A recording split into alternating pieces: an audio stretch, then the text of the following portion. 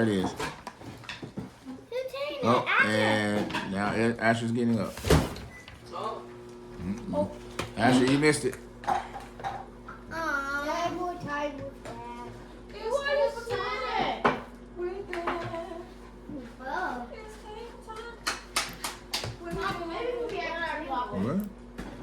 All right, so we're on Proverbs 4 today. All right. All right, I'm going to read, so listen up. All right. Proverbs, I think 4 is going to read very similar to Proverbs 3. Bear with it. 4. Proverbs chapter 4. We're going to be in the front of our Bibles. Oh, look at you. You picked up a big book today. I'm good too. That's mine. Oh, it is? It's right there. It's all right. Not even. And your foot's on my chair. All right, so here we are. I think I might want to use your book, man, this big print. No. That's why we got it. Yeah, so No, what's on my book? it's the same book. I got big print, so it'll be easy for you guys to read. All right. Chapter 4. Leave it. Wait. Oh, what in the world? How did they get back to Jesus? I guess all things get back to Jesus. What? All right. Which one are we on? Chapter 3? Proverbs chapter 3. You should already be. I'm sorry. Proverbs chapter 4. Chapter 3 is what we did yesterday. All right. All right. Isn't that chapter 3? No, you have to go to. Yeah, it's on chapter 3. It should be chapter 4. Sorry about that. All right. So 4 is at the bottom. For what? We're listening for Proverbs that we like the best. That we want to talk about, right? Yeah. All right. Chapter 4. Listening for Asher? I'm trying to. Yeah, that's Samson. That's not He's where we not at. there yet. He's not ready. Of course. Can you tell them what page we're on, Demetrius? Matthew chapter 4. 1069. No. Y'all got two different books, man. Mom, it's probably. You're looking. Yeah, it's probably in the Old Testament or It's Old Testament, man. Go to page 655. 6? I'll tell you. 665. 665. 665. And so we had talked about. 665. We talked about wisdom That's one. in our last chapter. 1061. 1,000. You're not gonna have it in yours because this is something different that you got. On it. Yeah. Keep going. Proverbs 4. 665. It's all right, little girl. It's all right. Sorry, All don't. right. So, all right. Now we're going. Again, Solomon starts the same way I talked to you guys. Hear, O sons, the instructions of your father, and give attention to the many sayings, and gain so you may gain understanding. All right. For I give you sound teaching, and do not abandon my instruction. When I was a son to my father, who was his father? Who was his father? Thank you. Ezra. Thank you, Ezra. King David. So he says, when I was the son of my father, tender and the only son in the sight of my mother, then he taught me and said to me, let your hearts hold fast to my words. All right. Keep my commandments and live. Acquire wisdom. Acquire understanding. Do not forget nor turn away from the words of my mouth. Do not forsake her, and she will guard you. Love her, and she will watch over you. The beginning of wisdom is acquire wisdom. With all your acquiring, get understanding. Prize her, and she will assault you. She will honor you, and you embrace her. She will place on your head a garland of grace. You will be present with a crown of beauty. Wisdom will give you. Hear my son and accept my sayings, and the years of your life will be many. I have directed you in the way of wisdom and have led you in an upright path. When you walk, your steps will not be impeded, and when you run, you will not stumble. Take hold of instructions and do not let go. Guard her, for she is your life. Do not enter the path of the wicked, and do not proceed in the way of evil men. Avoid it, do not pass it by. Turn away from it and pass on, for they cannot sleep unless they do evil, and they are robbed of sleep unless they make someone stumble. For they eat the bread of wickedness and drink the wine of violence. But the path of righteousness is like the light of dawn that shines brighter and brighter into the full day. The way of the wicked is like darkness. They do not know over what they stumble. They can't see. They don't know what causes them problems in their lives. My son, give attention to my words. Incline your ear to my saying. Do not let them depart from your sight. Keep them in the midst of your heart, for they are life to those who find them and health to all their bodies. Watch over your heart with all diligence. From it flows the springs of life. Put away from you a deceitful mouth. Don't lie. A deceitful mouth, and put devious speech far away from you. Let your eyes look directly ahead, and let your gaze be fixed straight in front of you. Watch the path of your feet, and all your ways will be established. Do not turn the right nor the left. Turn your foot from evil.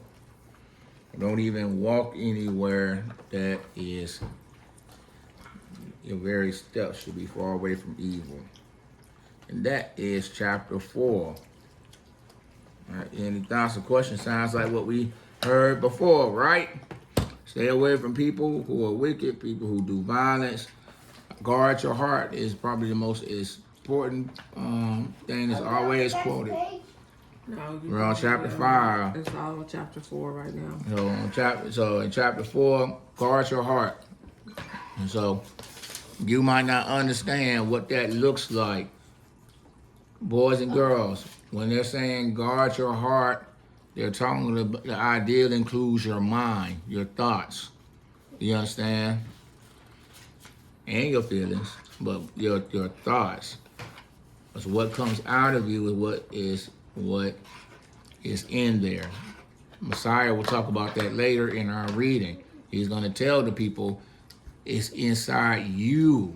Y'all want to look good on the outside, like those people at the funeral wearing those fancy robes and beautiful clothes, but on the inside, you're wicked. You're trash. You're dirty. Wash the inside. Clean your life up first before you start putting on fancy clothes. It's not the clothes that make you great. It's what's on the inside that make you great. All right, this is for y'all to understand. It don't matter where you at, boys and girls. If you the man no matter where you at. Small town, large town, rich or poor. You understand? It doesn't matter. It doesn't change your character and who you are. If you're good no matter what. You're a boss no matter what. You understand? If you ain't got something, it's because you ain't got it yet. It's not because you lack. Chapter 5. My son, give attention to my wisdom. Incline your ear to understanding, that you may observe discretion, and that your lips may reserve knowledge. Discretion is being able to really be able to decide. You'll be able to think clearly. All right. That you may observe discernment, and your lips may reserve knowledge. For the lips of an adulteress drips honey, and is smoother than the oil. The oil is her speech. Oh, we're back. We're back to women, fellas. Again, Solomon knows because he had a bunch of them. And he had problems. Listen, if y'all boys, you guys do what y'all supposed to do and become wealthy, y'all become well off, Y'all will have women approach y'all for the purpose of being next to you, especially if you're making good money. They're looking for security and all other kind of things. You understand? They're going to talk real nice to you. They're going to talk real nice to you because they want to take advantage of you. Again, their lips drip honey. People love honey. And they're smoother than oil. But in the end, she is bitter as wormwood, sharp as a two-edged sword. Her feet go down to death, and her steps lead to... Yep, she is so sharp, she cuts going and coming. She'll cut you both ways. You see how a knife only has an edge on one side. But she's so terrible. All her sides are sharp. You understand? She'll lead you to death. Better. Using a dagger. Sharp on both Yes. sides. Oh. Her ways are unstable. She does not know it. Understand? This is how you see bad women and men, but definitely bad women in this context. We're in chapter 5, verse 6. But finish your food, and then you can look at the text. It's hard to do it if you're eating. Right. I want y'all to think about it. Boys and girl, listen. Listen. That woman or man, they're going to be real slick with what they're saying. You know, but if you go with them, you will die. Your life will be terrible. You understand? What number are we on? Chapter 5, I already told you, 5 verse 6. Verse 6 is the most important here where you know she does not think about her life. She doesn't think about how she lives. Do you understand? You with a girl who'd have been with a whole bunch of boys. Yeah, it goes for you too, Hadassah, for guys. But if you've been with somebody who's been with a whole bunch of people, they've been sexually active with a whole bunch of people, they're not thinking about their lives. You understand? They're not thinking, they're not wise. Again, marriage reflects something that has to do with God, but it's also practical. You can't be having these boyfriends and girlfriends and living together and acting like y'all married. You meet somebody and all they do is go from person to person. They're not wise. They're not living. They're not thinking about their lives. That's a sign you should pay attention to. Chapter 5, verse 6. Yep, verse 6. They are unstable. Their ways, everything they do is unstable and they don't know it. Do you understand? And so you'll see a person, you'll have a friend, male or female, and they'll be living recklessly. They don't know. They think it's normal. They don't know what they're doing is wrong. Understand? They will tell you how you're living is wrong because it's different from them. That's the attack. That's the persecution, right? They like, hey, Damien, why don't you drinking and driving and hooking up? Why don't you hook up with my friend and we do all this stuff? Wait. Listen, they attack you because you say no. They say, hey, let's go race. Let's go take your dad's car. Let's go race. No. All right. Oh, there's something wrong with you because we all do it. You're lame. Boo, boo, Demetrius. That's the person. Still in my dad's car. And that is the persecution. That's the persecution you'll fight against. Because you steal that car, it leads to death. How? Because you might die from dad. But not just that. The most important thing is you will die from racing. You will crash the car. You will die. You might hurt somebody. Do you understand? This car is needed to go to work, buy groceries, take y'all places y'all need to go. What happens when you tear it up, boys? Can you go to work and make the money that pays the bills? No. Put your Bible in front of you. Do you understand? Do you understand, guys? Leads to death. Pay attention. All right. So, again, verse 8. Keep far away from this woman or man, and do not go near the door of her house, or you will give your vigor to others and your years to the cruel one. They will take your life. They will set you back. Do you understand? With your very life. Do you understand? Guys, y'all will live, twins, look at me. Y'all mess with these girls, Damien, that are crazy like this, that are reckless like this, they will take your very lives. Their recklessness will be cruel to you. Do you understand? Boys, when y'all will be singing sad songs like they do on the radio because that woman or man will give you the blues through the way they live their lives. You will try to love them the way you're supposed to. They will reject you. And they will be unfaithful to you.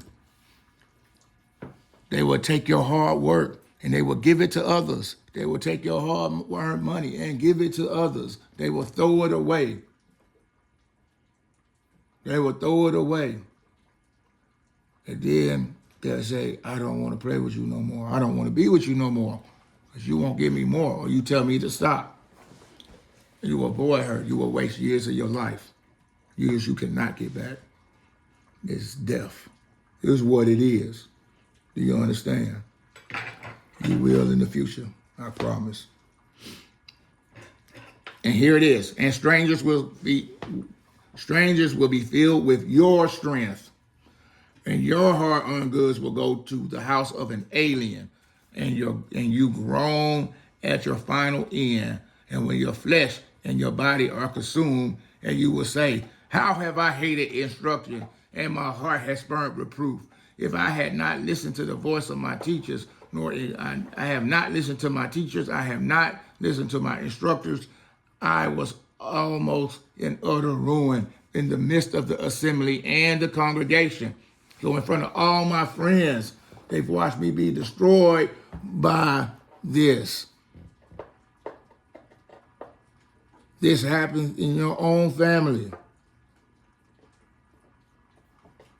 This was the fate. This has happened in your own family before. We don't need to have it repeated again. Do you understand? You don't understand now, but you'll understand when you can put it together later. Do not repeat this. Listen. Alexa, dismiss timer. Do not repeat this mistake. Alexa, stop timer. Stay at home. Stay with your wife, your husband. There ain't nothing in these streets. That woman tell you that she got it all, she don't. She will ruin you. You will be left with nothing. All right. Verse 15. Oh, man. I can write this myself, it seems like. Drink from your own cistern.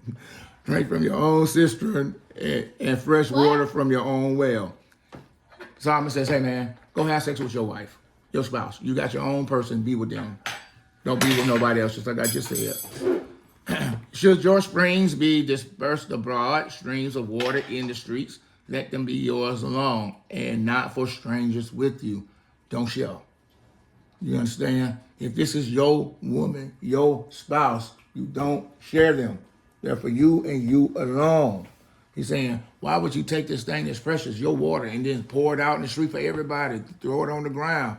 That's what it's like when you're unfaithful. Do you understand? Well, you mess around. You understand? All right. Rejoice with the wife of your youth as a loving hen and a graceful doe. Let her breast satisfy you at all times. Be exalted always with her love. For why should you, my son, be exhilarated with excited by an adulteress and embrace the bosom of a foreigner? Why? Leave the wife, the person who loves you, who you are in one flesh with, the person who you reflect the image of God with. Why would you leave her and go with a stranger who does not know you or do not care about you? It doesn't matter how pretty she looks or what kind of shiny thing they give you, Hadassah. Keep your panties on. Why go with a stranger? They do not care about you. For a man's ways are before the eyes of the Lord, and he watches all his paths. His own iniquities will capture the wicked, and he will be held with the cords of his sin. He will die for lack of instruction. And in all the greatness of his folly will go astray. And in all greatness of his folly will go astray. God is saying, the text is saying, Solomon is telling you, you will condemn yourself. You go out here and sin and do what you want to do, it is your own fault. You condemn yourself. Your own actions will cause you distress. It will be your fault. It won't be that woman's fault. It won't be that man's fault. It is your fault. And as boys, especially for it, because it was you that went over there and talked to her. You saw that thing standing there half naked. You should have known then that she is being foolish. Why is she displaying what is precious to the world? It's supposed to be for special uses. For one. And you know she got somebody. Understand this, boys. When she's standing there looking good, all on display, she do got somebody else. Do you understand? You go play with her if you want to. She will burn you. Literally and figuratively. Boys, when this happened, don't come to your daddy or your brother or your mama being like, man, this woman was this, and this. Because I'm going to look at you like you're a fool. Because I'm going to be like, hey, I told you, don't do it. And I'm telling you now what I'm going to tell you. Look, it's a bad idea, son. You should probably consider something else. You don't love her, that lady don't love you like that. I promise you. But if you do it, and you're going to be with him, you're going to have to do what the word says. You're going to have to love her because y'all have become one. Y'all reflect the image of God. So you're going to have some stuff you got to do. You in it now. Now, I told you what to watch for. If you said, I don't care, I'm going to love her anyway, guess what? I'm going to put you out of my house, and I'm going to tell you go back home. Because that's what you chose to do. I'm going to support you. Then I'll be like, come back when you're ready to do what I tell you to do. And what I've already told you to do, which is leave that person alone in the first place. I'm telling you what I know. I'm also sharing it with you because there's something that we have a problem with.